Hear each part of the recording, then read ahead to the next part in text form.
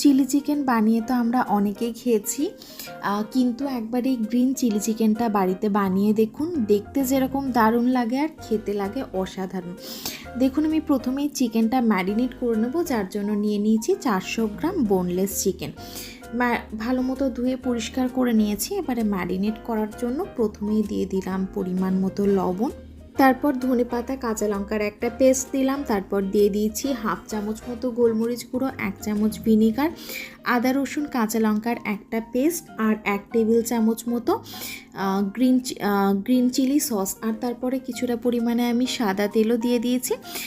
কিছুটা সময়ের জন্য আমি একটু ঢাকা দিয়ে রেখেছিলাম। তারপরে দিয়ে দিলাম একটা ডিম, কিছুটা পরিমাণে ময়দা আর কিছুটা পরিমাণে কর্নফ্লাওয়ার। এখন সব কিছু ভালো মতো মিশিয়ে নিয়ে এখন এবারে চিকেনগুলো ভেজে নেব, যার জন্য দেখুন তেল ভালো মতো গরম করে নিয়ে চিকেনটা একটুখানি লালচে করে ভেজে নিলাম।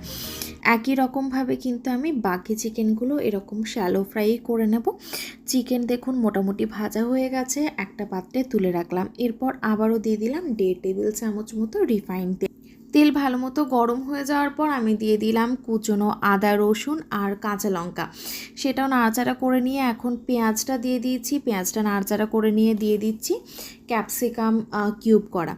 দেখুন দিয়ে দিচ্ছি সামান্য একটু লবণ, একটুখানি গোলমরিচ গুঁড়ো, 1 টেবিল চামচ মতো গ্রিন চিলি সস আর যে গ্রিন পেস্টটা তৈরি করে রেখেছিলাম সেটা। এবারে সব কিছু ভালো মতো নাড়াচাড়া করে নিয়ে দিয়ে দিচ্ছি আগের থেকে ভেজে রাখা চিকেনটা। চিকেনের সাথে এখন দিয়ে দিচ্ছি কর্নস্টার্চ, কর্নফ্লাওয়ার কিছুটা জল মিশিয়ে নিয়েছিলাম সেটা দিয়ে দিলাম। দেখুন রান্না মোটামুটি হয়ে এসেছে। এরপরে দিয়ে দেবো সামান্য একটু চিনি, যেটাতে স্বাদটা ব্যালেন্স হবে। তারপর 5 মিনিটের জন্য ঢাকা দিয়ে স্ট্যান্ডিং টাইমে রাখলেই কিন্তু গ্রিন চিলি চিকেন সার্ভ করার জন্য একদম রেডি হয়ে যাবে।